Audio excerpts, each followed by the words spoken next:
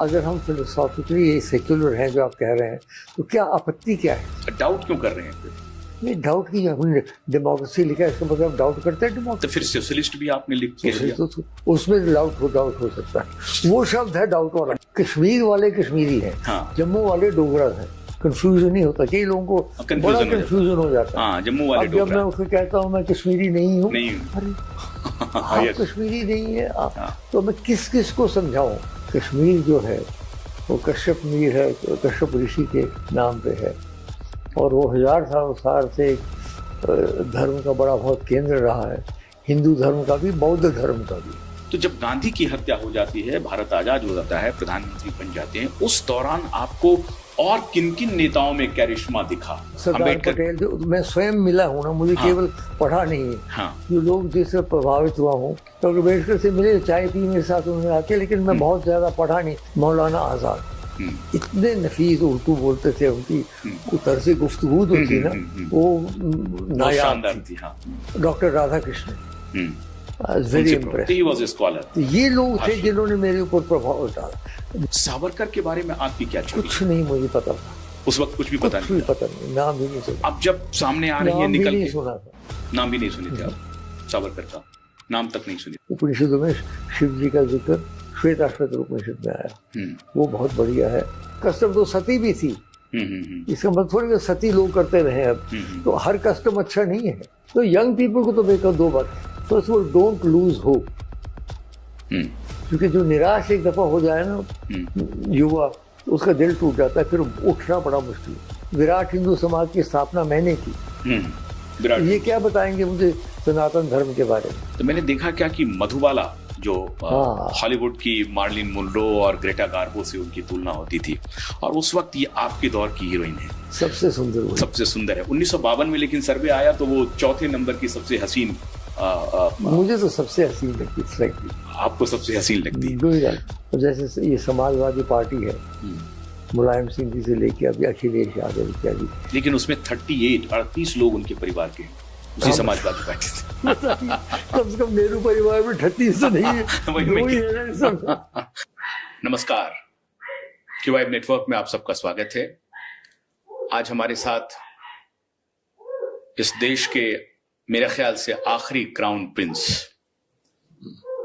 अब मैं इन्हीं से पूछूंगा कि मैं इन्हें डॉक्टर कर्ण सिंह बोलूं या इंद्र महेंद्र राज राजेश्वर महाराजा धीराज कर्ण सिंह बोलूं। बहुत बहुत स्वागत है क्यूवाइब नेटवर्क में आपका। सर, किस नाम से संबोधित करूं आपसे? आपको डॉक्टर कर्ण सिंह। देखिए, महाराज धीराज वगैरह जो सारी उपाधियां पहले तो पिताजी की थी। मैं जब पिताजी का देहांत हुआ 61 में, तो महाराजा मुझे स्वीकार किया गया, रिकॉग्नाइज किया गया, लेकिन मैंने कहा कि मैं उपाधि का कभी प्रयोग नहीं करूंगा। और डॉक्टर वो इसलिए कि उपाधि जो है वो, उसके लिए मैंने कोई खास बहादुरी नहीं की। जन्म लिया मैंने उस घर में, तो मुझे उपाधियां मिल गई, लेकिन पीएचडी के लिए तो मैंने बड़ी मेहनत की। डॉक्टरेट बीए किया, फिर एमए किया, फिर डॉक्टरेट किया श्री अरविंद पे।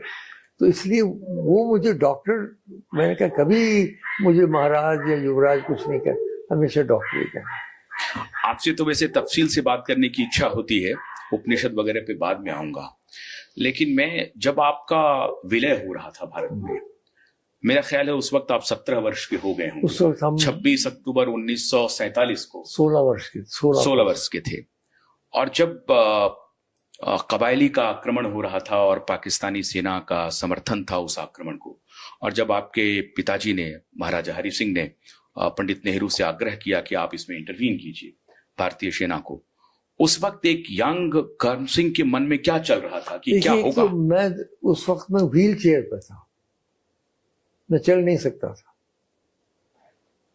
क्या बात है, बताइए।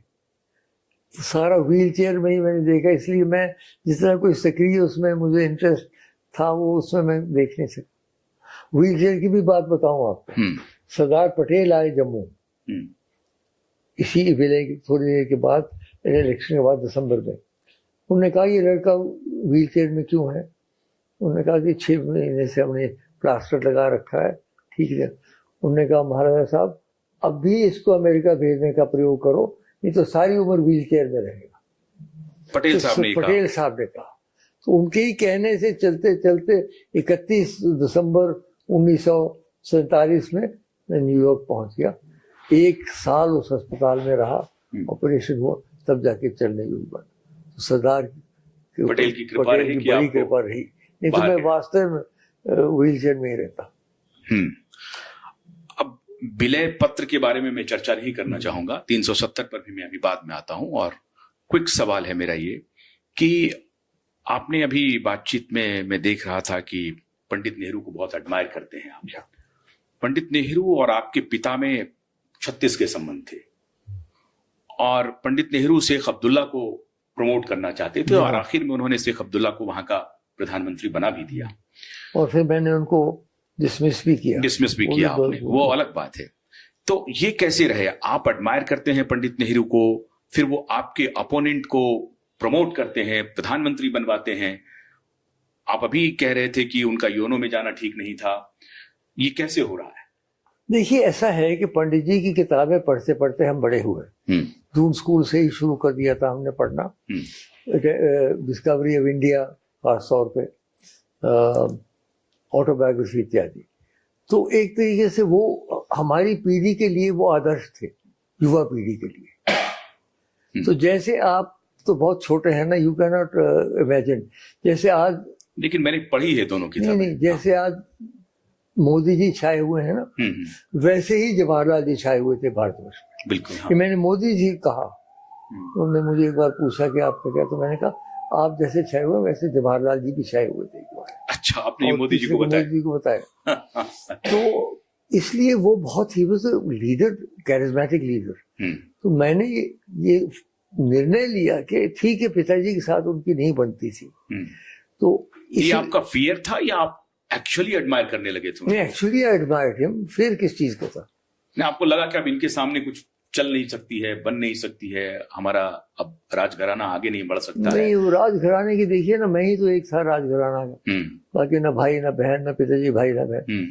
तो इसलिए मैंने ये निर्णय लिया सोच समझ के कि जवाहरलाल जी के मार्ग पे चलूंगा, उनके कहने पे चलूंगा। पिताजी थोड़े से नाराज भी हो गए थे, लेकिन अब देखिए, हर एक कोई निर्णय जीवन में जो होता है आशुतोष, उसके हर एक में कीमत देनी पड़ती। ऐसा निर्णय तो कोई है नहीं कि हाँ जो हर एक चीज अच्छी हो।